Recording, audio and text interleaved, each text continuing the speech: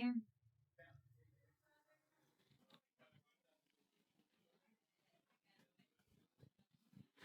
Qué bonito es estar en la casa del Señor. Le damos gracias a Dios por este tiempo bonito de adoración, en donde pudimos sentir su presencia, donde pudimos sentir su abrazo, que Él está ahí con nosotros. Y como decía Carola al inicio del servicio, estamos desarrollando la serie del mes de enero que hemos titulado Consagración. Buscar la dirección de Dios, buscar el rostro de Dios, su presencia, porque cuando buscamos y le damos el primer lugar a Dios, todo lo demás se pone en orden. ¿Y cuántos están de ayuno en esta mañana? ¿Cómo les va en ese ayuno? ¿Cuántos tienen hambre? Para los que lo están haciendo por primera vez o es su segunda vez, tranquilo, ya superaron la primera semana. Ahora esta segunda semana usted va a ver cómo se va a sentir mejor, ya el cuerpo está más adaptado y esos dolores de cabeza, si le daban o en el estómago o algún malestar, ya usted va a ver cómo va a desaparecer. Y el tema que quiero compartir le he puesto por título ¿Cómo prepararme para el futuro? Diga conmigo, ¿cómo prepararme para el futuro? Si vemos hoy en día, y me daba risa mientras yo escuchaba a Carola internamente, porque literalmente toda la introducción que hizo Carola para la alabanza era mi introducción también para el mensaje. Pero si vemos hoy en día, cuando hablamos de futuro, la mayoría de las personas, ¿cómo perciben el futuro? Con temor, con ansiedad, con tristeza, con desespero, porque hay muchas cosas que ocurren alrededor que provocan que nosotros percibamos ese futuro así. Hace unos días vivimos un ejemplo de esto. Todo el mundo andaba esperando el 10 de enero con mucha ansiedad, con mucho temor, con mucha angustia. Muchas personas no fueron a trabajar. ¿Por qué? Porque esperaban que lo peor ocurriera ese día. Están acostumbrados a que ocurra siempre lo peor en vez de lo mejor. Si les dicen, este año, ¿cuáles son tus metas o qué propósitos tienes? ¿Qué vamos a escuchar o qué he escuchado yo? No, este año yo no tengo metas o no espero nada bueno porque mira cómo está el país, mira cómo está la economía. Si el año pasado me fue así, yo no creo que este año me vaya mucho mejor a como me fue. Y todo es ansiedad, todo es temor, todo el mundo está en la expectativa. Pero yo les quiero enseñar en esta mañana cómo por medio de la Biblia podemos prepararnos para tener un futuro seguro, un futuro en bendición, si contamos de la mano de Dios, si creemos que Dios está con nosotros. Y vamos a leer la palabra del Señor. Vamos a utilizar el pasaje que utilizó el predicador la semana pasada, es el verso central que vamos a estar tocando en este mes y se encuentra en Romanos 12, los versículos 1 y 2. Yo voy a tratar de darle un enfoque diferente a como lo hizo David la semana pasada. Y Romanos 12, 1, 2 dice así: Así que, hermanos, os ruego por las misericordias de Dios que presentéis vuestro cuerpo como sacrificio vivo, santo, agradable a Dios, que es vuestro culto racional. No os conforméis a este siglo, sino transformaos por medio de la renovación de vuestro entendimiento, para que comprobéis cuál sea la buena voluntad de Dios, agradable y perfecta. Y el primer punto que quiero compartir con ustedes en esta mañana es consagración. Diga conmigo, consagración. Y yo busqué en el diccionario la palabra consagración, en el diccionario Strong, y se nos dice que tiene varias raíces hebreas. Yo traje dos que definen muy bien, de manera simple, de manera clara, lo que es consagración. Y la primera es hagiaxo, que significa santificar, hacer santo. Y el segundo término es kadesh. Yo no sé si lo estoy pronunciando bien, pero lo estoy diciendo tal cual pienso yo que es. Que se refiere a separación, apartar algo o alguien como sagrado o reservado a Dios. ¿Y qué es lo que vamos a apartar? ¿O qué es lo que vamos a dedicar o a consagrar? En el versículo 1 Pablo nos lo dice, que debemos presentar ¿qué? Nuestros cuerpos. Pero se referirá a nuestro cuerpo, los brazos, pies, hombros, no. Todo lo que nosotros somos, todo nuestro ser, toda nuestra esencia, dice, presentar nuestro cuerpo, nuestra alma, nuestra esencia, todo lo que somos como sacrificio vivo, santo y agradable a Dios. ¿Y por qué cree usted que tenemos que presentar nuestras vidas como sacrificio agradable a Dios? Vamos a hacer un recuento ahí. Vamos a hacer un recuento a lo que nos mencionaba David la semana pasada. Y este capítulo, si nosotros vemos, inicia con una frase. ¿Cuál es la frase? Dice, así que. Ese así que, cuando nosotros lo vemos, nos hace referencia a que antes de entrar en este versículo, hay algo que está antes, ¿verdad? Y David nos decía la semana pasada que en los 11 capítulos del libro de Romanos, Pablo nos habla de todo lo que es la doctrina de la justificación, salvación, las misericordias de Dios.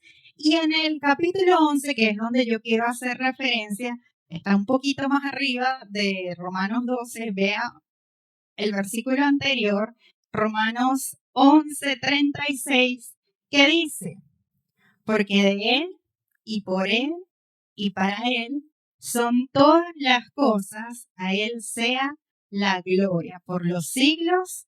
Amén. Aquí Pablo literalmente en este pasaje nos está diciendo el motivo de nuestra adoración, porque de Él y por Él y para Él son creadas ¿qué? Todas las cosas. Entonces, como Él es merecedor de toda adoración, como Él es merecedor de toda gloria, de toda honra, entramos en el versículo 1 de Romanos 12, dice, entonces, hermanos, os ruego por las misericordias de Dios. Y fíjense en ese os ruego. Ese os ruego, cuando yo estudio su raíz, la raíz griega me dice parakaleo, para que significa junto a, y el verbo kaleo que significa llamar. Es una convocatoria, un llamado que Pablo nos está haciendo para que adoremos, nos postremos, rindamos todo lo que nosotros somos en sacrificio, como sacrificio vivo, santo y agradable. Estoy haciendo un recuento chiquitico de lo que nos dijo David la semana pasada para las personas que no vinieron. Y fíjense en eso que dice, sacrificio vivo. Si nos vamos al Antiguo Testamento, vemos en la Biblia cómo eran los sacrificios antes. Eran con animales muertos. En el libro de Éxodo y en el libro de Levítico se nos narra los animales que debíamos usar, las partes de esos animales que debíamos ofrecer, la sangre de esos animales que debíamos ofrecer, pero ¿cómo eran esos sacrificios? Muertos. En Génesis, en el capítulo 22, tenemos a Abraham con Isaac. Dios le dice a Abraham, toma tu hijo, vayan a Moriah, y ahí ofréceme a Isaac como sacrificio. Abraham toma a su hijo, salen, lo construye en el altar, pone al muchacho en la roca y cuando está a punto de ofrecerlo, ¿qué pasa? El Señor le dice, Abraham, detente. No mates al muchacho, yo lo estoy diciendo en mis propias palabras. Mira al lado, ahí en los arbustos hay un cabrero para que tú lo puedas ofrecer en su lugar. Entonces los sacrificios en el Antiguo Testamento eran con animales muertos. Pero ¿qué nos está diciendo Pablo aquí? Pablo dice sacrificio vivo, sacrificio vivo. Y esto es algo, yo no sé si a ustedes no les impacta, para mí me parece algo muy hermoso y algo muy impactante, porque dice sacrificio vivo.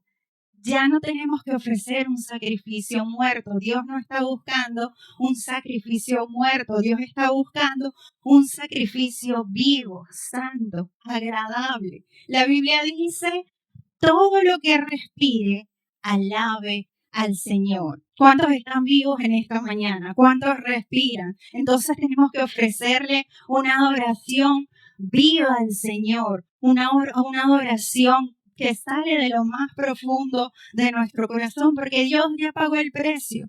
Dios ya nos hizo libre, que era lo que decía Carola. El pago lo hizo Dios. Entonces, ¿por qué vamos a ofrecer un sacrificio muerto cuando Dios nos ha hecho libre? Si nos ponemos a pensar en la creación, cuando Dios hizo la creación, y esto también lo tocaba Carola, Dios creó primero, Él sabía que iba a necesitar en ciertos momentos alguien que llevara su palabra, no me voy a referir ahorita a humanos, entonces creó al ángel Gabriel. La misión del ángel Gabriel, o lo que se nos narra en la Biblia, que es la función del ángel Gabriel, que es llevar la palabra de Dios, es un mensajero. También sabía que iba a necesitar en ciertos momentos alguien encargado de lo que iba a ser las guerras. Entonces se creó el ángel Miguel, que Miguel está encargado de todo lo que son las guerras espirituales. Pero también sabía que había momentos en donde necesitaba adoración y creó ¿a quién? Al ángel. ¿A quién? No, yo no. Creó a Luzbel. Antes de ser Lucifer se llamaba Luzbel. Y Luzbel era el encargado de todo lo que era la adoración. Todos sabemos la historia. Él quería recibir la adoración, él quería recibir renombre y es echado junto con los ángeles caídos del cielo y recibe el nombre de Lucifer.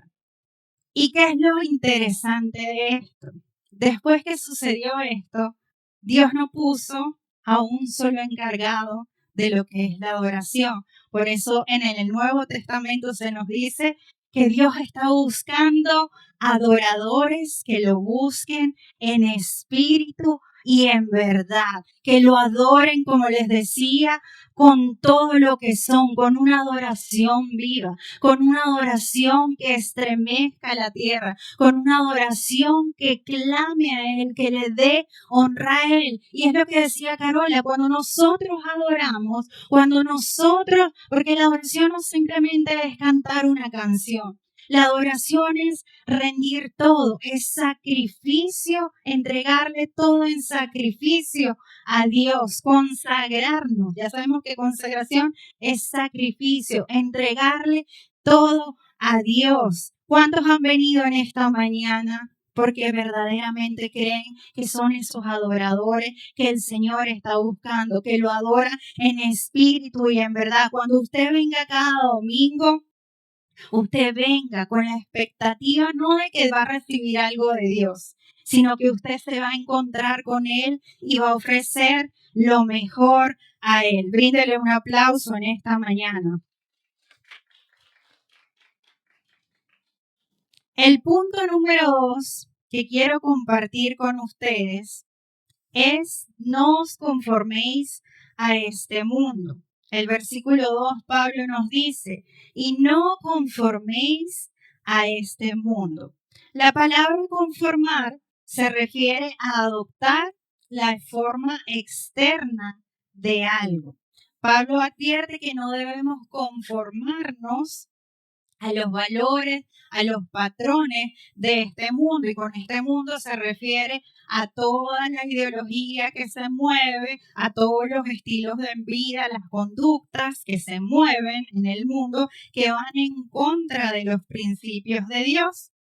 Y este pasaje o este verso es muy poderoso porque en el primer siglo Roma era considerada el centro del imperio, el orgullo de la humanidad.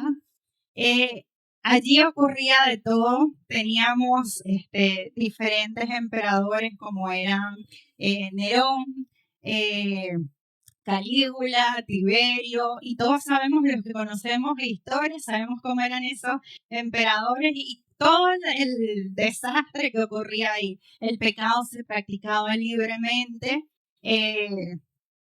había desastre, libertinaje.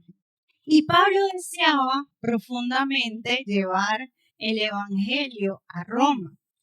Y el desafío era que aunque habían comenzado a surgir o crecer creyentes allí, el espíritu de la época, nos dice la Biblia, que era un espíritu fuerte. No había mucha diferencia en lo que era el cristiano en Roma y el no cristiano en Roma.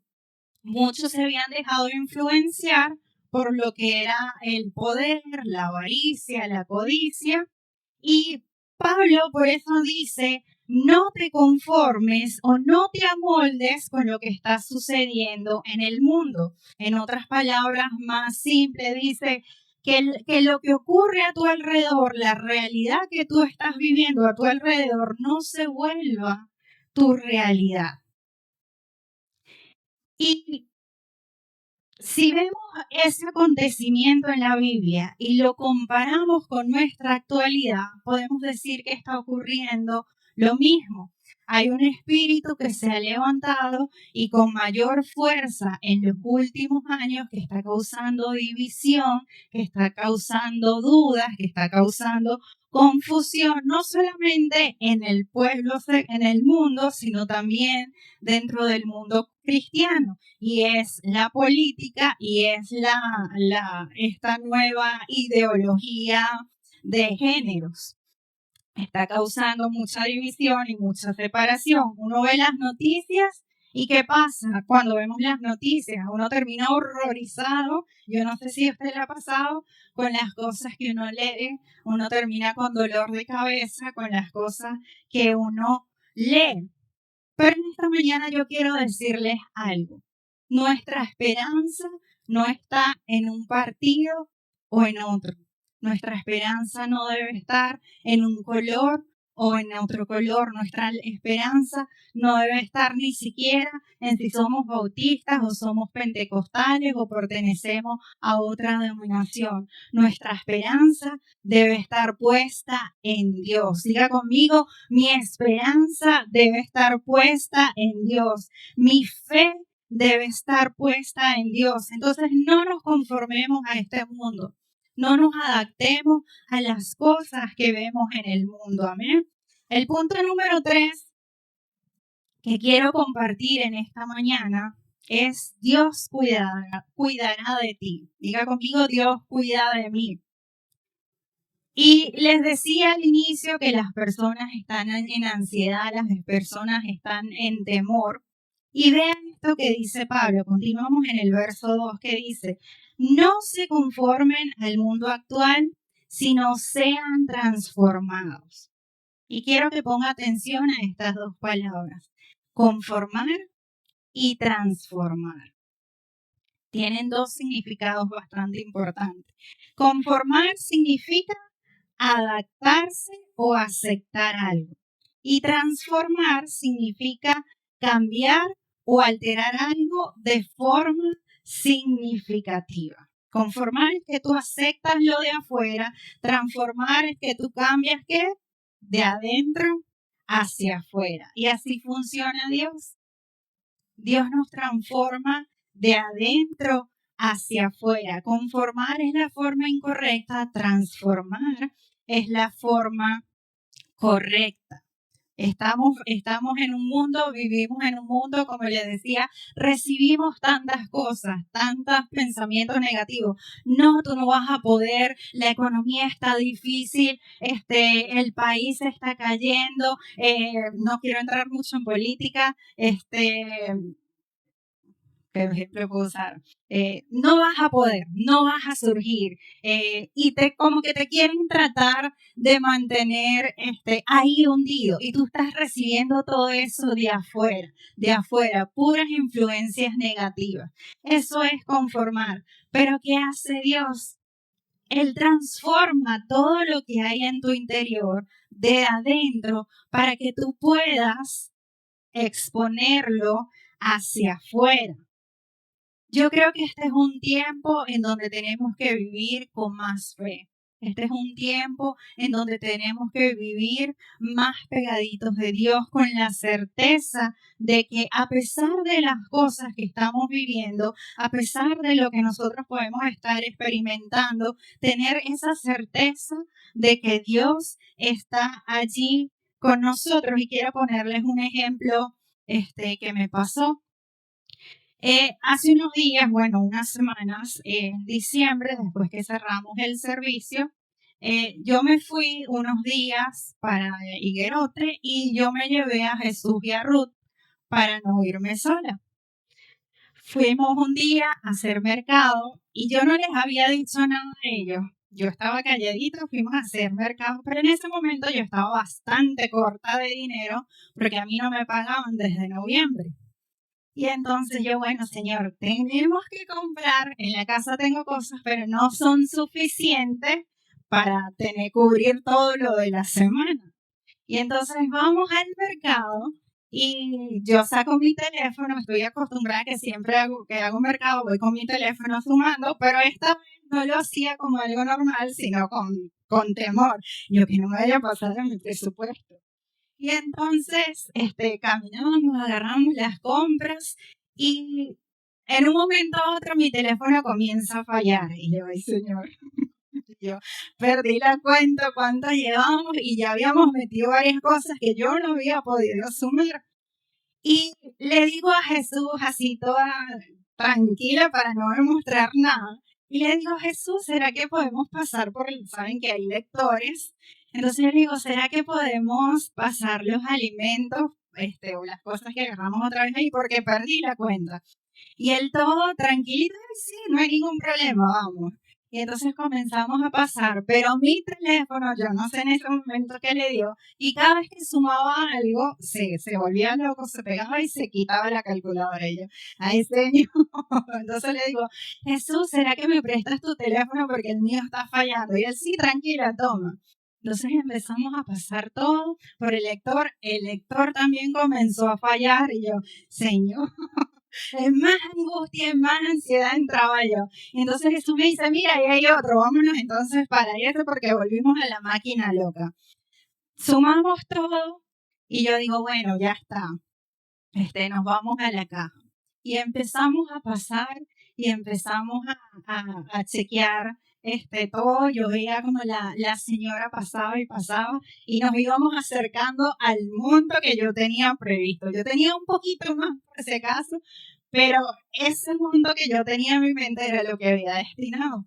Y yo veía que se acercaba y se acercaba y se acercaba hasta que llegamos al punto y lo pasó y lo pasó y yo así calladita así y yo Jesús guardando, y yo Señor y de repente como que el Espíritu Santo me habló y me dijo, ¿de qué te estás quejando?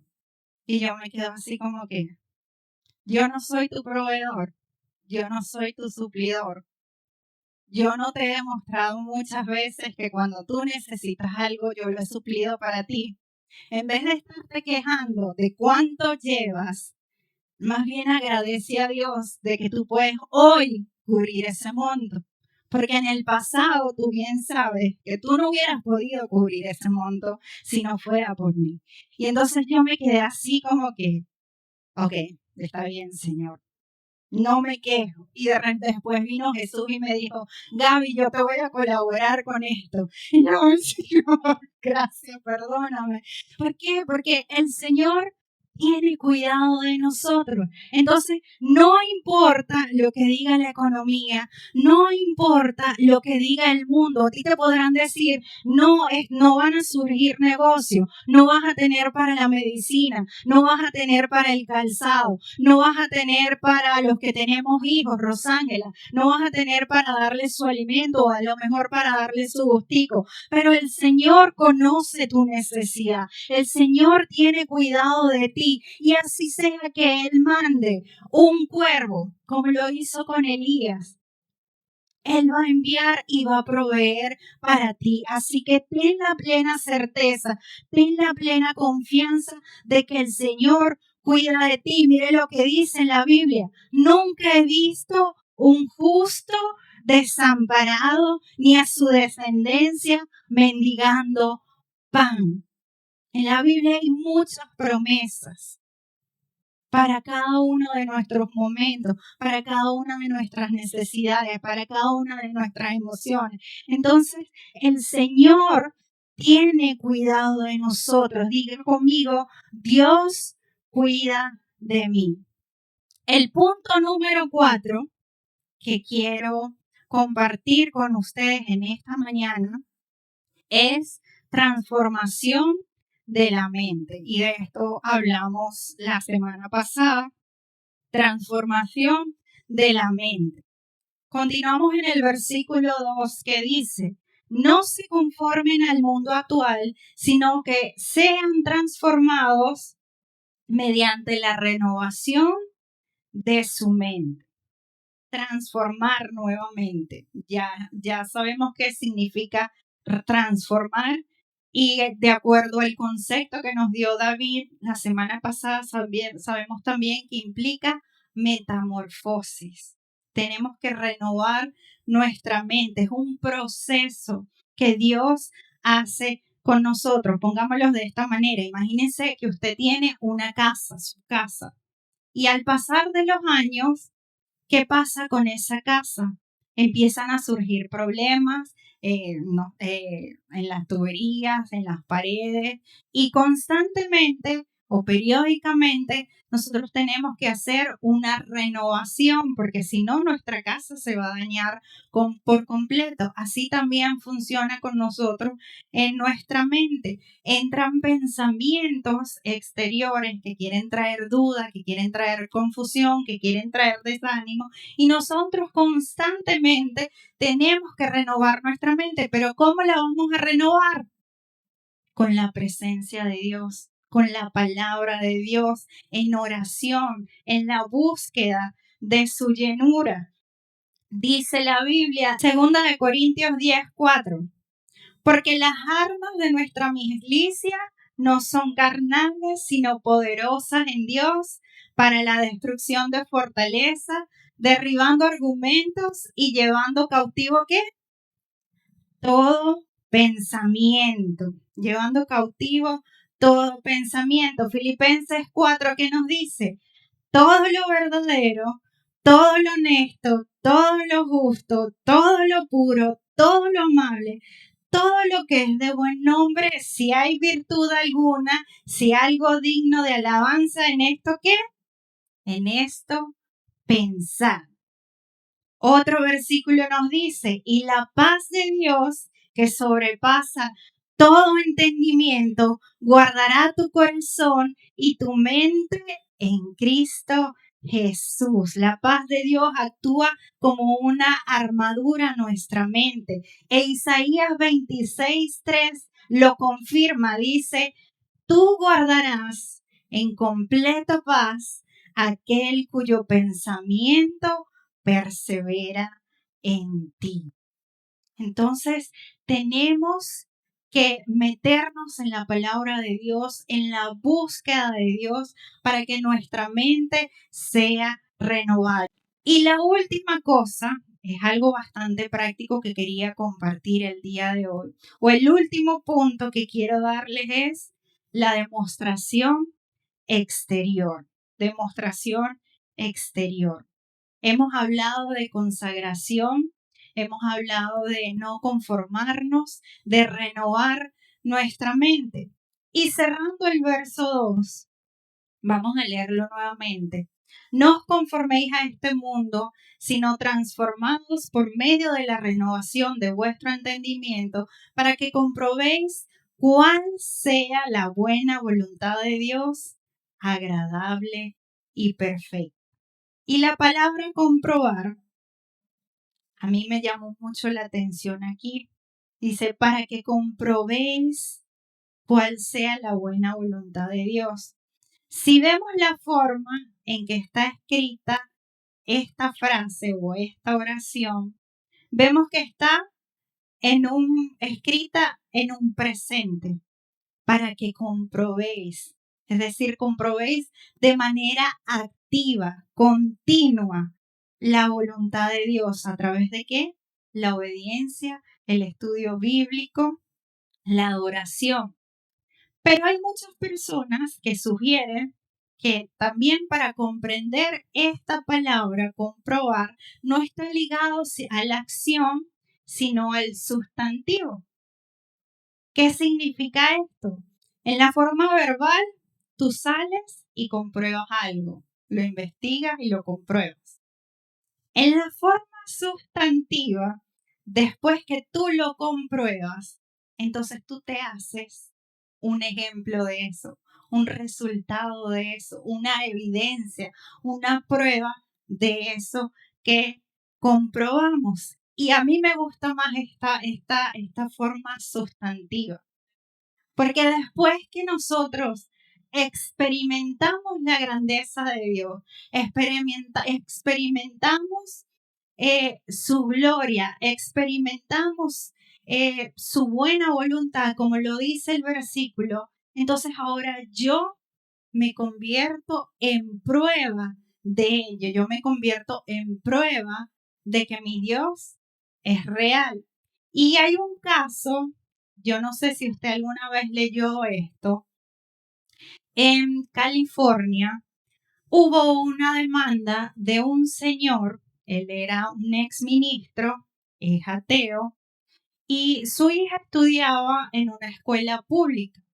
Y ellos tienen en Estados Unidos un juramento de lealtad que dice una nación bajo Dios. Y él se molestó y dijo, ¿por qué tenemos que confesar eso si eso va en contra de mis principios? Allá tienen libertad de culto, libertad de religión. Entonces, ¿por qué me van a obligar a mí y por qué van a obligar a mi hija a expresar esto, a expresar una nación bajo Dios? Me están violando mis derechos. Y él presenta la demanda y la gana. Pero no ocurren muchos cambios en ese momento. ¿Por qué? Porque tenía implicaciones federales y como la escuela, recibía donaciones del gobierno, no podían hacer esos cambios. Pero ¿qué dijo él? Bueno, si esto es así, yo voy a prepararme, yo voy a buscar más personas que me apoyen. Y él dijo que iba a presentar una nueva demanda. Y no solamente que iba a arremeter contra esta frase, sino también que iba a arremeter contra la moneda, porque la moneda ellos tienen escrito la frase que dice, en Dios confiamos. Y cuando la gente lo empezó a entrevistar de por qué él estaba haciendo todo esto, él decía que él estaba molesto con la comunidad de fe porque si realmente nosotros confesamos o decimos que Dios es real, él decía, ¿dónde están las pruebas de eso? Yo quiero ver las pruebas de eso. Si ustedes dicen que es real, ¿por qué yo no lo puedo ver? ¿Por qué yo no lo puedo tocar? ¿Por qué yo no lo puedo investigar? Si yo quiero agarrar a Dios y ponerlo en el microscopio, yo no lo puedo hacer. Si yo quiero, así como yo toco a las personas, quiero tocar a Dios, yo no lo puedo hacer. Entonces, como yo no lo puedo ver, yo no lo puedo tocar, yo no lo puedo comprobar, entonces yo estoy haciendo esto y la única forma que yo cambie es que alguno de ustedes les hace el reto, algún creyente venga acá y me lo demuestre, me dé ejemplo, me dé prueba de que verdaderamente Dios es real. Y quiero que hagamos algo. Si Pedro puede venir al piano, quiero que hagamos algo en esta mañana. Imagínese que usted está allí con esa persona. Y vamos a hacer un ejemplo de un juicio. A mí me gusta mucho, no me gusta para estudiarlo, pero me gusta mucho las series o los programas que tienen que ver con abogados. De hecho, había una serie que a mí me encantó muchísimo, que yo se la dije a Nini, la compartía con Nini, porque como Nini es abogada, entonces yo tenía preguntas y yo le preguntaba, Nini, ¿qué significa esto? Y Nini es esto, Nini, ¿de verdad es así que hacen esto y esto? Y entonces, usted sabe, o por lo que las series nos han demostrado, y es así, que cuando estás estudiando derecho, tienen que hacer simulacros de juicio para tú prepararte cuando te llegue ese momento. Y quiero que en esta mañana hagamos un simulacro, porque eso ocurrió allá, pero aquí también puede pasar. Cuando salimos a evangelizar y hablamos con las personas, yo me he encontrado con casos de personas así. Entonces, imagínense que están demandando a Dios, están acusando a Dios de que Dios no es real y que entra una persona por ahí y les dice, demuéstrame con hechos de que Dios es real. Y en todo juicio, saben que hay un juez, hay un jurado. Vamos a suponer que Pedro, que tengo aquí a mi lado, es el juez. Y Carola, que tengo acá, es el jurado. Yo voy a defender a Dios, pero para defender a Dios, yo necesito pruebas, necesito evidencia. Y yo voy a nombrar una serie de pruebas, una serie de evidencia. Y cuando yo las esté nombrando, si tú te sientes identificado con esta prueba, con esta evidencia, yo quiero que tú te coloques sobre tus pies y comiences a levantar tus manos y comiences a declarar, Señor, yo soy prueba de que tú eres real. ¿Están listos? La prueba A.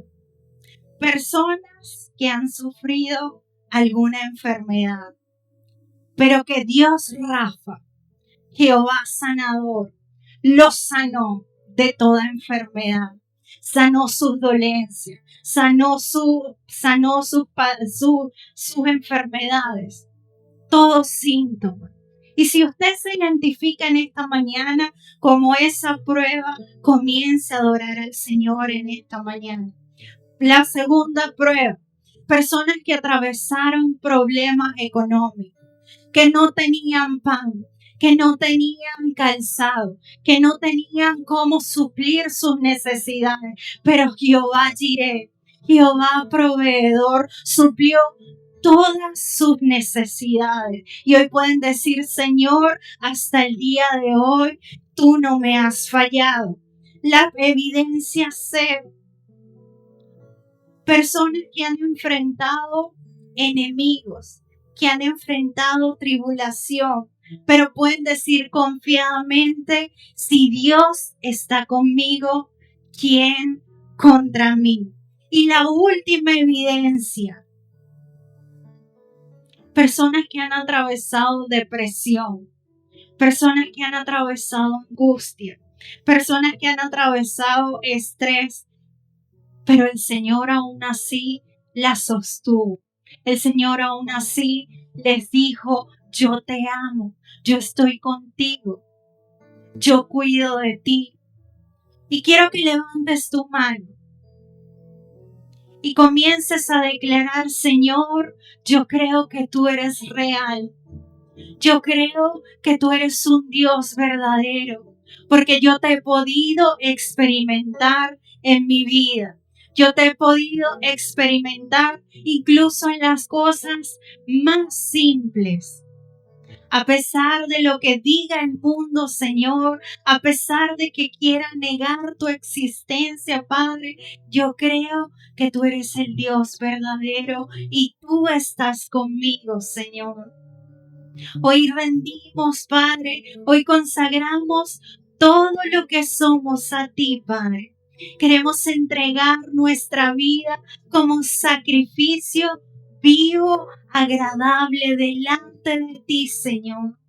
Porque hemos podido experimentar tu fidelidad, porque hemos podido experimentar tu grandeza, Señor, porque tú nos das el privilegio de clamar a ti en libertad, de clamar a ti, Señor, gozosos con alegría, Padre. Entregamos nuestro futuro en tus manos, Señor. Entregamos nuestros planes en tus manos, Señor. Entregamos nuestros sueños en tus manos, Padre, porque sabemos que tú estás en control de todo, Padre.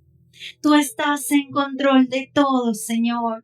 Cuando el mundo dice que no, Señor, tú abres puertas para nosotros, Padre. Cuando la gente quiere decir o influenciarnos en que no vamos a poder, Señor, creemos que tú estás con nosotros y contigo somos más que vencedores, Señor. Transforma nuestra mente, Padre. Renueva nuestros pensamientos, Señor. Renueva nuestro corazón, Padre.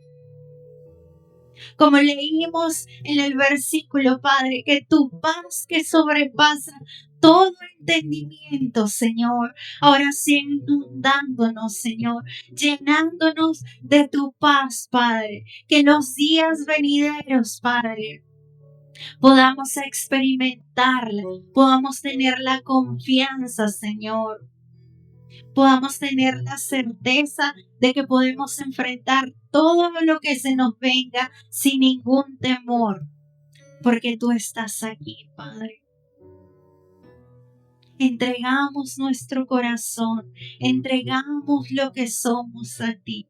Te alabamos y te glorificamos en esta mañana, Señor. Te damos honra a ti, Señor. Te damos gloria a ti, Padre, porque solo tú eres merecedor de ella. Dígale gracias, Señor, por lo que tú estás haciendo, por lo que tú vas a hacer, Señor. Que yo no desmaye, Señor. Que yo no me deje influenciar por este mundo, sino que permanezca firme en ti, Padre. Queremos permanecer firme en ti y que podamos también, Señor, ser ejemplos a otros. Que podamos ser ejemplos de tu amor, de tu fidelidad en este mundo. Que podamos ser ejemplos, Señor, y portadores de tu gloria, Padre. Gracias, Señor. Gracias, Señor. Renueva nuestra mente, renueva nuestro entendimiento, Señor. Que podamos poner nuestra esperanza y nuestra confianza en ti. Te alabamos, Señor, y te glorificamos. Dele fuerte aplauso al Señor en esta mañana. Gracias por tu palabra, Jesús.